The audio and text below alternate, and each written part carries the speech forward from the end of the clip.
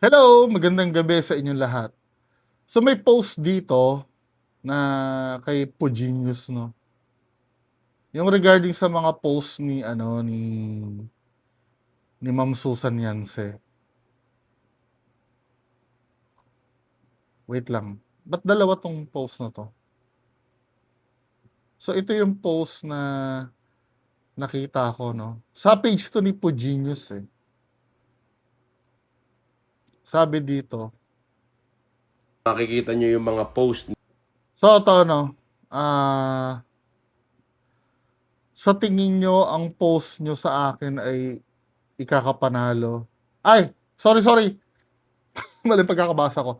Sa tingin nyo, ang pag-post nyo sa anak ay ikakapanalo at ikararangal nyo? Anong ginawa sa inyo ng bata para i-post at ipahiya nyo? Ay, ito ba yung ano? Hindi, paanong pinost ba? Wait lang. Ito ba yung pinost tungkol do sa yung nagsasalita yung anak ni Ma'am Susan? Yun ba yun? Ano yung pinost na yun? Eh, di ba si Ma'am Susan din yung nag-upload nun? Or si Ma'am Susan or ah may nag-upload dun sa channel eh. Yung nananawagan, yun ba yun? Yung nananawagan na parang wag husgahan ang mami ko kasi hindi pa siya guilty. Parang something like that. Yun ba yung pakilinaw po sa baba ha, paki-comment. Yun ba yung baka mali ako eh. Kasi parang sila din naman na nag-post nun eh. Bakit isisisi sa iba pag ni-repost yung post nila? Sa tingin nyo, sa tingin nyo ang post nyo sa anak ay ikakapanalo at kararangal nyo? Anong ginawa sa inyo ng bata para i-post at ipahiya ninyo? Ginawa nyo si anak ni Mangusin, ginagawa nyo sa anak ni Savi. Naalala ko yon. May pinost ito ha, wait lang. Naalala ko yon, may pinost si Food Genius ng yung anak ni Tito Norman Mangusin. Yung parang may award yata na ang depensa ni Food Genius ay ah hindi niya naman daw siniraan yung bata. Pero parang kinocongratulate niya lang daw. Pero sa akin, men, no, yung pinost ni Food Genius yung bata, ako, tutol ako doon, personally. Na-content ko na yung dati eh, yung anak ni Tito Norman. Kasi let's say sabihin natin na wala naman sinabi si Food Genius no parang kinocongratulate niya yung bata no na may award daw na nakuha. Ako tutol ako doon kasi si Food Genius ay kilalang kritiko ni kritiko ni Norman Mangusin. So ang mangyayari doon, syempre maraming galit kay Norman Mangusin na subscriber ni Food Genius. Madadamay talaga yung bata. Kaya ako hindi ko inano yun eh, hindi ko siya shinare or hindi ko inano. Bagamat kampi kami ni Food Genius, dun ako kumontra kay Food Genius.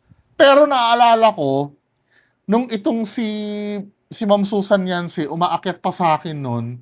Kung nakakapanood kayo sa akin noon, ano, yung live namin na umaakyat si Ma'am Susan Yancy, pinagtanggol niya si Food Genius dun eh.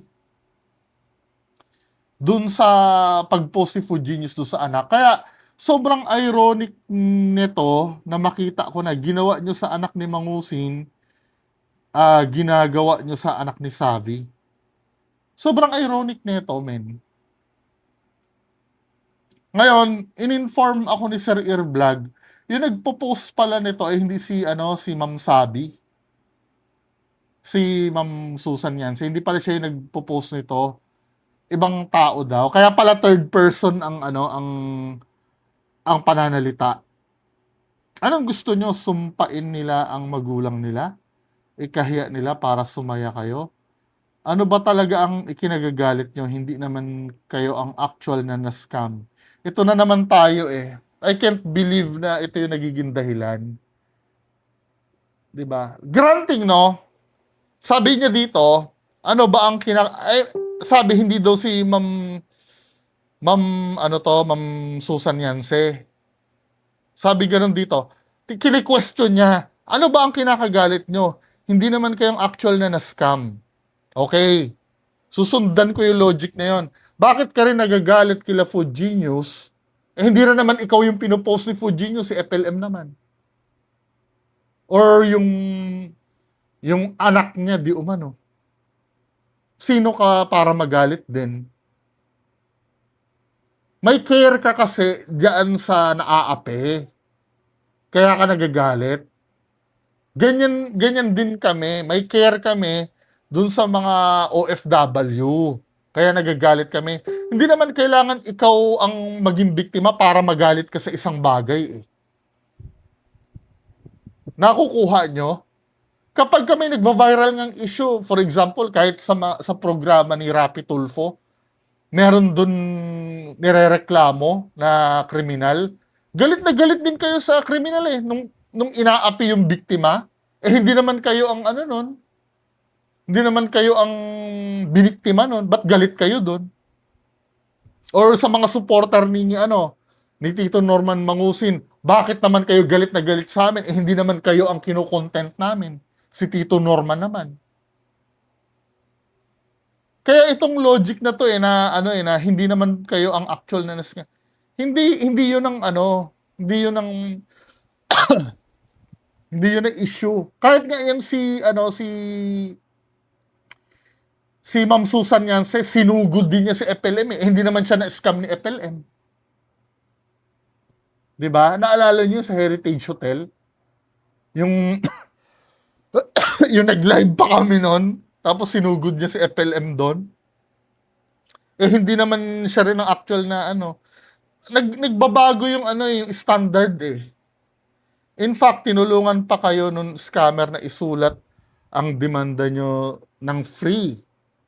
Pati LTO verification at PSA verification, si Savvy ang nagbayad para may maipost kayo. Tapos, hindi, ang tanong naman dito, pati inutusan ba siya na gawin niya?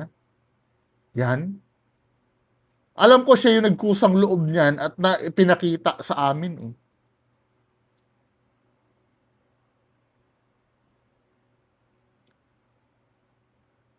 Ano ba?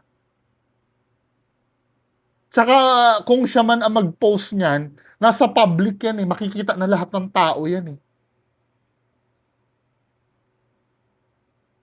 Ano ba ito nagpo-post na to? Tapos dahil umaangat na ang page niya at nasasapawan na si Yulen Marcos, nilaglag niyo si Sabi. Dito ako tututol doon sa nilaglag. Hindi namin nilaglag yan. 'Di ba? Ay, at least ako ha. Hindi ko yan nilaglag. Binigyan ko nga ng pagkakataon niya na mag-explain yan at piniem ko din siya. Alam niyo kung sino si Sabi from the get-go? Hindi. Hindi. Paano alam? Alam namin, abogado yan. Huwag kayo magpanggap na hindi nyo alam kung sino siya para huwag kayo mabash. Alam nyo, hindi kayo inosente. Hindi. Hindi, paano alam ba? Yan ba kinuwento ni Ma'am Sabi? Paano alam? Eh, hindi nga alam may mga names yan na na binigay eh. Ayoko na lang sabihin dito kung ano yon. Pero hindi pala yun yung name niya.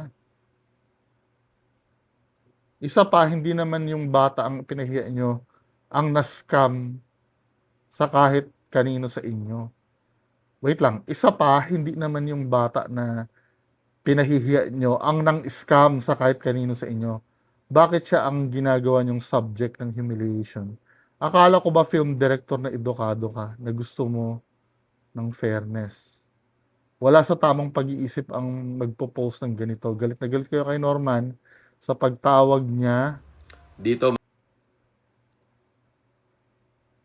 Ano? dito makikita nyo yung mga post ni Susan Yance Paanong hindi nyo alam kung sino siya? Ikaw pa nga ang yung or known as the Savvy Filipino Lawyer. wait lang, tingnan ko nga yun. Naka-up pa ba yung post na yan? Pero tapusin muna natin yung sinasabi ni Tito Norman. Sino ba yung film director na tinutukoy? ay talaga naman naglalabas sa sama ng loob. Pero this time, sabi ko nga, baka balak siyang patahimikin sa loob. Hindi. Malayo naman yung ganyan. Hindi naman laro nila Puginius yan. Kahit kailan, nandun ako sa GC, walang nami-mention na ganyan mga bagay. Yung patatahimikin. Abay, kung may makakatulong sa kanya, walang iba kundi ako yon. Ah, Oo, higit sa lahat ako yon. Oo. Nakita niyo ba yung post ni The Sabi Filipino Lawyer o ni Susan Yance? Oh, Susan, laglag mo ng lahat yan. Kung kailangan mo ng tulong, ako tutulungan kita. Ako talaga nagpursige na makulong ka. ironic Ironic. Parang oo nga pala, kiniklaim na siya yung nagpakulong. Pero, at the same time, tutulungan niya. Doon pa nga lang medyo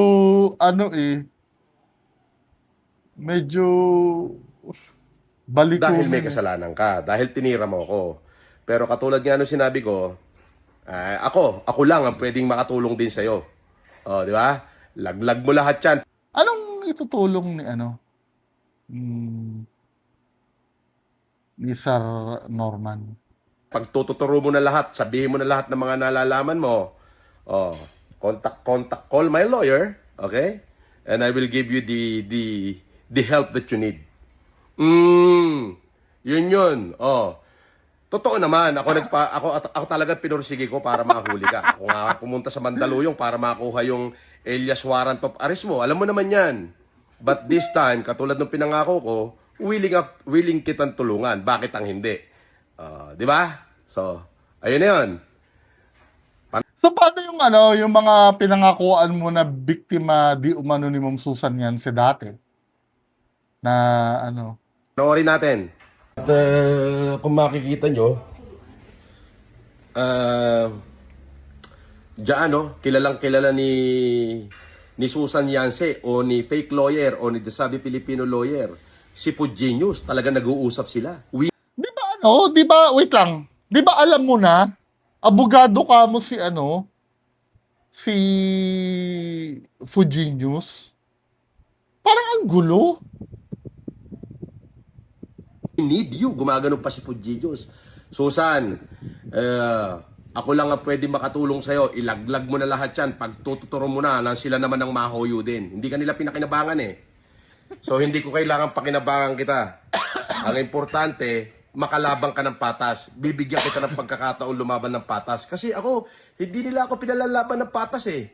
Pero at least, ngayon marunong na tayong lumaban. Pumaparehas na tayo sa kanila. At sabi, Anong pumaparehas? Ang gulo, no?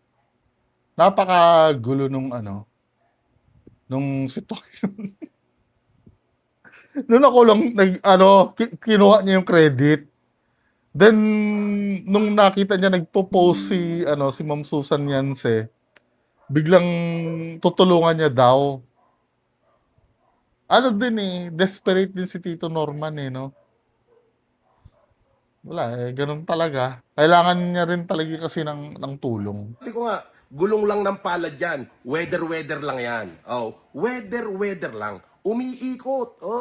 Akala nila nagwawagi na sila. Susan, ako, pwede, matulungan kita. Well, tingnan natin ang mga susunod na kabanata.